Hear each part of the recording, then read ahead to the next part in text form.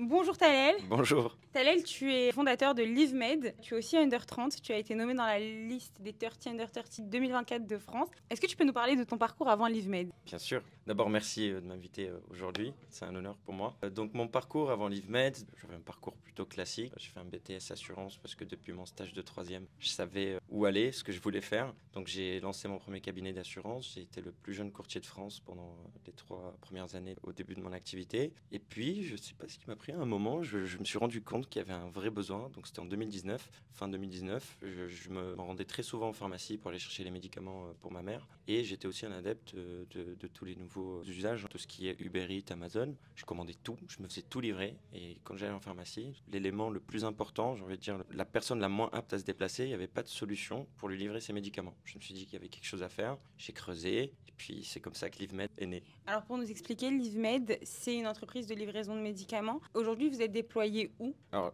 oui, c'est une plateforme de livraison de médicaments, mais avant ça, il a fallu qu'on digitalise tout le secteur de la pharmacie pour que ce soit possible. Il manquait énormément de digitalisation pour que une personne lambda puisse choisir ses médicaments, envoyer son ordonnance, sa carte vitale, sa mutuelle, et que tout ça soit traité par le pharmacien. C'était assez complexe, et de gérer toute la partie remboursable et non remboursable. Il y avait tout un travail de digitalisation. Il y avait énormément de défis à relever, notamment l'accès justement aux médicaments. Comment un pharmacien sait que tel médicament va à telle ordonnance à telle personne? Comment vous avez imaginé au départ Uber Eats du médicament? C'était vraiment simple. Alors, du coup, je me suis dit, j'étais dans mon bureau, il y avait ce besoin. J'ai des clients pharmaciens qui étaient assurés chez moi et j'avais des clients transporteurs. J'ai commencé à étudier le marché comme tout le monde. Je me suis commencé à me dire, mais comment ça n'existe pas? C'est pas possible. Et en fait, j'ai vu que la Poste avait essayé de faire quelque chose avec les facteurs et je trouvais que le modèle n'allait pas trop parce que le facteur, il mettait 48 heures à ramener les médicaments. Il partait avec l'ordonnance, la carte vitale dans une enveloppe. Je me suis dit, mais non, mais on peut digitaliser ça. Et en plus, en tant qu'assureur, je vendais déjà des mutuelles avec de la téléconsultation.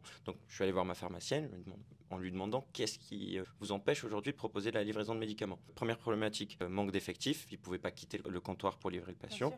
Et manque de digitalisation. Ils ne savaient pas comment traiter une carte vitale et une ordonnance à distance. Je me suis inspiré de ce que la sécurité sociale avait mis en place pour les médecins, parce qu'aujourd'hui on peut voir un médecin à distance. J'ai répliqué tout ça aux pharmaciens, tout en apportant aussi toute la brique de digitalisation autour du stock de la pharmacie. Donc je me connecte aussi au logiciel métier du pharmacien pour avoir ses stocks, ses prix et la posologie du médicament en temps réel. Et ensuite je les partage via l'application en B2C pour le grand public. Aujourd'hui, vous êtes à combien de livraisons de médicaments en France? On ne communique pas sur nos chiffres de livraison, etc. Ok. Mais par contre, on peut vous dire qu'on fait déjà plusieurs millions d'euros de chiffre d'affaires Ok. et qu'on a plus de 2500 pharmacies partenaires et que ça Alors marche plutôt justement, bien. 2500 pharmacies partenaires, quel est le business model? Est-ce que la pharmacie vous reverse une partie? Est-ce que c'est le client qui paye sa livraison? Comment ça se passe? Très bonne question. Donc le business model, je reviens, je fais un pas en arrière parce que justement il y a encore un lien avec l'assurance. Donc au moment où j'ai lancé, c'est là où on a réfléchi le business model. Il y avait déjà la Poste qui, comme je vous disais, qui proposait un service, mais ça coûtait de l'argent au pharmacien et du coup le pharmacien, il a une marge réduite. Il proposait pas le service en fait parce que ça lui coûtait de l'argent. Donc on s'est dit on va avoir une approche un peu plus smart. Donc moi je savais déjà que les mutuelles prenaient en charge les téléconsultations. Donc je me suis dit on va leur proposer de compléter ce service de téléconsultation après avoir vu le médecin. La suite naturelle, c'est une fois que j'ai mon nom, c'est de me faire livrer mes médicaments. Donc je suis allé voir mon réseau d'assureurs, ça a été mes premiers investisseurs, mes premiers business angels. Et en fait, l'approche, c'était que ça ne coûte rien aux pharmaciens, que ça ne coûte rien aux patients, et que ce soit la mutuelle qui prenne en charge les frais de livraison en tiers payant. Et si la personne n'a pas la mutuelle, là c'est le patient qui paye, et je considère que c'est le patient qui a le besoin. Comment on a réussi cette opération de séduction auprès de la mutuelle? Ouais, c'est une bonne question, mais ils proposent tous la téléconsultation. Donc, est-ce que vous voulez pas vous démarquer des autres et proposer un service qui a vraiment du sens? Je vois le médecin à distance, ma mutuelle me le paye, puis ensuite je vois mon ordonnance à LiveMed et mes médicaments viennent à moi. Ça facilite l'accès aux soins. C'est très intelligent, mais il fallait y fallait aller, penser, ouais. il fallait y penser. Comment ça se modélise? Est-ce que c'est une application un peu comme nos applications de livraison, comme Amazon? Est-ce qu'on clique sur la pharmacie qu'on veut? C'est ça. Est-ce que c'est la pharmacie la plus proche qui nous est recommandée? Vous avez tout juste. Donc d'abord, parce qu'il y a le monopole des pharmacies en France, Bien donc sûr. première question qu'on vous pose,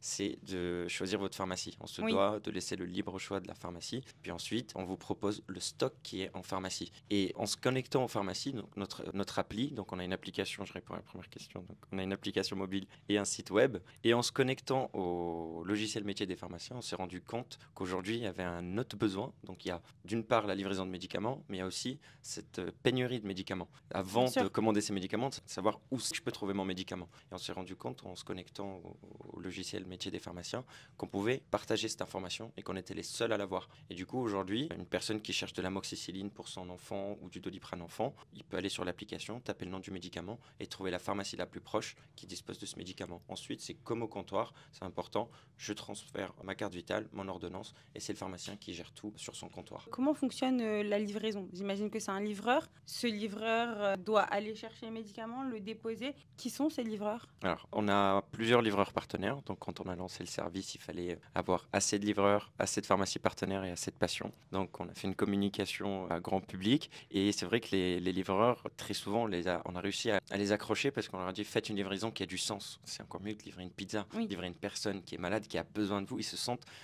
beaucoup plus utiles. Et ça a marché tout seul. En fait, on a eu quelques livreurs qui l'ont recommandé à d'autres et ainsi de suite. Et donc, les livreurs sont formés directement par la pharmacie. Okay. Donc, quand on signe une pharmacie, on lui donne la liste des livreurs dans son secteur et on lui demande de choisir des livreurs avec lesquels il va avoir une relation de confiance et d'habitude, et similaire aussi pour le patient. Le fait de voir toujours le même livreur, c'est rassurant aussi. Bien sûr. Vous êtes donc entrepreneur, vous avez créé tout seul LiveMed? Non, j'ai 2 cofondateurs, donc Manon et Mehdi. Ça a été mon ami d'enfance. Manon m'accompagnait déjà sur ma société d'assurance d'avant, donc c'est les premiers. En fait, ça s'est fait tout seul. En fait, on a testé quelque chose, et puis très vite, on a vu que ça réagissait et je les ai embarqués avec moi. La compagnie d'assurance existe toujours? Oui, existe donc, toujours. Vous êtes multi-entrepreneur On dit finalement. serial entrepreneur, par exemple. Oui, mais après, j'ai fait que deux activités et je trouve qu'il y a un lien entre les deux activités. Comme je disais, là aujourd'hui, ce qui a vraiment fait démarrer LiveMed, c'est parce que je disais, le patient n'a pas l'habitude de payer pour son médicament, encore moins pour se le faire livrer. Et du coup, l'approche mutuelle,